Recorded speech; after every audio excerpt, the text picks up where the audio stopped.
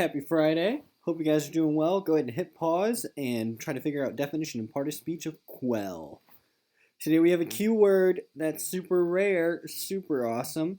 Part of speech you already know, quelled and quell, which makes it a verb. Only part of speech that changes based on tense is a verb.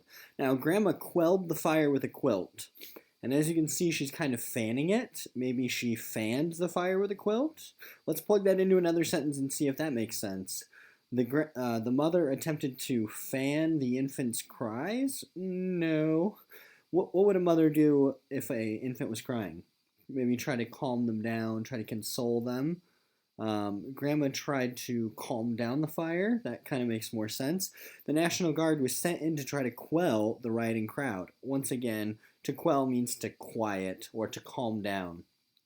So, moral of the story here is your definition might make sense in one sentence, but plug it into several to double check. All right. I want you to supply the counter argument. Romeo and Juliet is more violent than The Outsiders. What would be the counter argument? Is it what you're arguing? No, it's what some will say. Some will say Romeo and Juliet is not more violent than The Outsiders, and then because. See if you can do this one rapid fire. Dally and Mercutio are very similar. Some will say Dally and Mercutio are not very similar because. Last one, rapid fire. Snowmen are more durable than snow angels. Some will say snowmen are not more durable than snow angels because. Very good. All right, my friends, we are going to skip around today. We're going to skip Ponyboy and the gang being at the movies and Dally being kind of a jerk. And we're going to skip Johnny standing up to Dally, which is a little surprising. And a few of you wrote about that in your homework. It is surprising. Johnny is described as he looks like a puppy that's been kicked one too many times. And yet he stands up to Dally and tells him to knock it off. And we're going to skip Ponyboy talking to Cherry about the memory, right? There's a flashback, there's a memory moment of when Johnny got beaten up by someone who was wearing a lot of rings, a Soch wearing a lot of rings, who drove a blue Mustang. So we're going to skip ahead, and Cherry and Ponyboy are walking. Two-Bit and Johnny are also there, and so is Marcia, and they are walking Cherry and Marcia home. And our purpose is we are on the lookout for some contrasts and contradictions. All right, so you're going to be Cherry, I'm Ponyboy. Let's do it. It seems funny to me that Soches, if these girls are any example, are just like us. They like the Beatles, and they think Elvis Presley is out, and we think the Beatles are rank and that Elvis is tough. But that seems to be the only difference to me. Of course, Greasy Girls would have acted a lot tougher, but there's a basic sameness. Maybe it's money that separates us.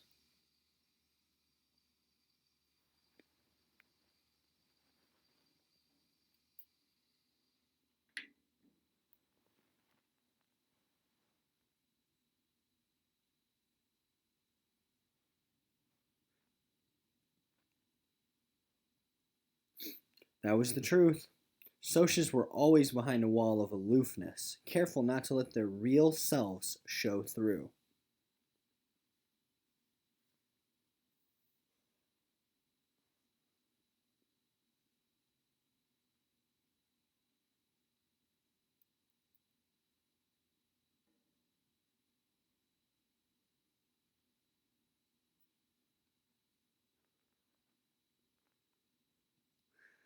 That's why we're separated. It's not money, it's feeling. You don't feel anything, and we feel too violently. The next thing I know, I'm telling her about Mickey Mouse. So does Horace. I never told anyone about So does Horace. It's personal. Nah, he got sold. They came and got him one day and took him off. He was a real valuable horse, pure quarter. Yeah, why? I pictured that, or tried to. Maybe Cherry stood still and watched the sunset while she was supposed to be taking the garbage out. It's funny to me that the sunset she sees from her patio and the one I see from the back steps are the same one. Maybe the two different worlds we live in aren't so different. We see the same sunset. What's to talk about? He's big and handsome and likes to play football.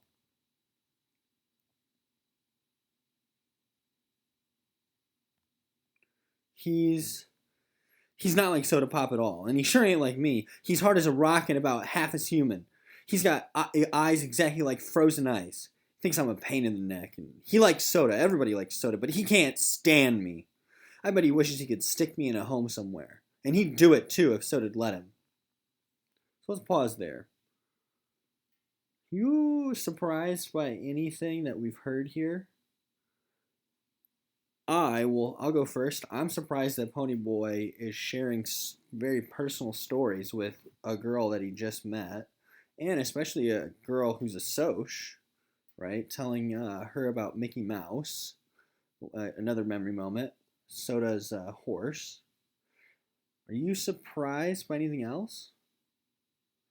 I'm a little surprised by the conversation they're having in general. Like, I'm surprised that both of them are opening up. Not just Ponyboy, but Cherry's also opening up. And now I want to look at what Ponyboy just said. He likes soda, and everybody likes soda, but he can't stand me. I bet he wishes he could stick me in a home somewhere, and he'd do it too if Soda'd let him. And then Two-Bit says, no, Ponyboy, that ain't right. You got it wrong. And then Johnny says, gee, I thought you and Derry and Soda got along real well. And then Ponyboy says, well, we don't. Do you believe Ponyboy? I mean, two of his very close friends, again, are saying, Ponyboy, that's not right. Do you think Derry would actually stick him in a boys' home? So again, we got to be careful. I don't know if we can trust everything that Ponyboy says. He says that Derry is like not even human. He's cold as ice and unfeeling, but I don't know if that's the case. But we'll see. All right. So, all of a sudden, Mustang rolls up. Bob gets out of the car, and he's been drinking. And Cherry smartly says, I don't want to have anything to do with you. And Bob insults Ponyboy and the Greasers. And Two-Bit is ready for a fight. And he says, pity the back seat. And they're about to fight, but then Cherry steps in. You're up, Cherry.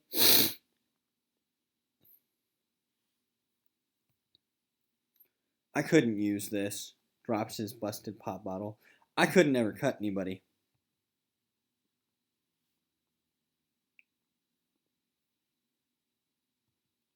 I know. It's okay. We aren't in the same class. Just don't forget that some of us watch the sunset, too. All right.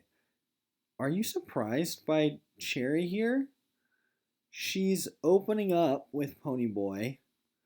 And in fact, earlier, she says, I feel like I've never gotten through to anyone before. Right? She actually says, you're the first person I've gotten through to. She tells Ponyboy that. But then as soon as Bob shows up, she says, hey, if I don't see, if I see you at school and I don't say hi, well, it's not personal. Well, what is it if it's not personal? Right? Oh, it's not personal. It's just your person. What? So, are you surprised, dear? Cherry kind of opens up to Ponyboy. They're, it almost seems like, they're realizing that they're not that different, right? Ponyboy is like, oh, she watches the sunset. I watch the sunset. And we see the same sun. So it seems like for the first time, they're starting to realize that they have a lot in common. And then Cherry goes right back and says, well, we couldn't let our parents see us with you. Are you surprised by Cherry's actions? Maybe not. I guess that's just how she is, right? I mean, she's a very popular person at school. It seems like she's a cheerleader, and I guess she can't be seen with the greasers. So I guess now we know a little bit more about her character. Interesting.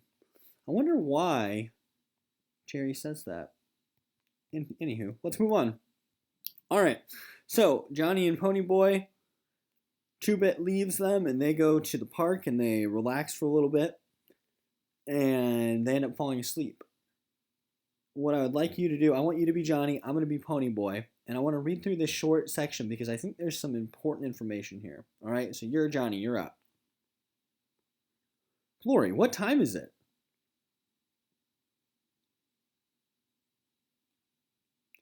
Johnny's parents didn't care if he came home or not. Okay, if you get cold or something, come on over to our house. I ran home, trembling at the thought of facing Derry. The porch light was on. Maybe they were asleep and I could sneak in? I thought. Derry was in the armchair under the lamp, reading the newspaper. I gulped. Goop. And I opened the door softly. Jerry looked up from the paper. He was on his feet in a second. I stood there chewing my fingernail. Okay. So I think this is an important passage. Johnny is going to sleep outside in the park. He's just going to stay out there. And Ponyboy, we hear his thoughts, and he tells us Johnny's parents didn't care if he came home or not. Ponyboy goes home. Does he have the same experience? Think about what's Derry doing? He's reading the paper. He stayed up this whole time because presumably he's worried about his brother. So I think this is really important to show the different, even though both Ponyboy and Johnny are greasers, even their own family situation is very different. Ponyboy tells us that Derry doesn't care and he doesn't love him, and yet he stayed up late. And then we know what happens. Let's keep reading. You're going to be Derry, I'm going to be Ponyboy and Soda Pop, and our purpose is to read with emotion. All right? So I'm going to readjust and get ready for this scene. Okay? So prepare yourself. You are Derry. Your brother stayed way past curfew, right? You are worried. You're angry, right? Think about how you're going to deliver these lines. Okay? Ready?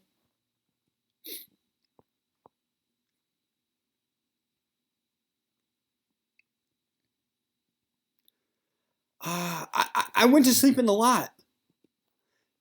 Hey, Pony, where you been? I didn't mean to. I was talking to Johnny, and we both dropped off.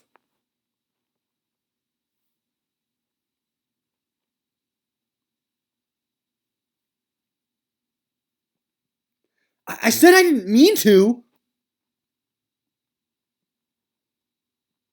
Derry? He should never yell at Soda. Nobody should ever yell at my brother. I exploded. You don't yell at him! Jerry wheeled around and slapped me so hard that it knocked me against the door. Suddenly, it was deathly quiet. Suddenly, we all froze. Nobody in my family had ever hit me. Nobody. Soda was wide-eyed. Jerry looked at the palm of his hand, where it had turned red, and then he looked back at me. His eyes were huge.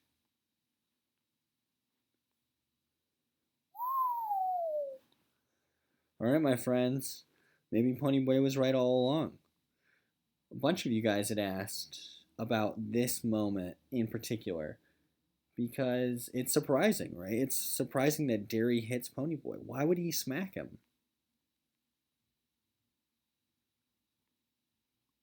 I can understand why he's upset.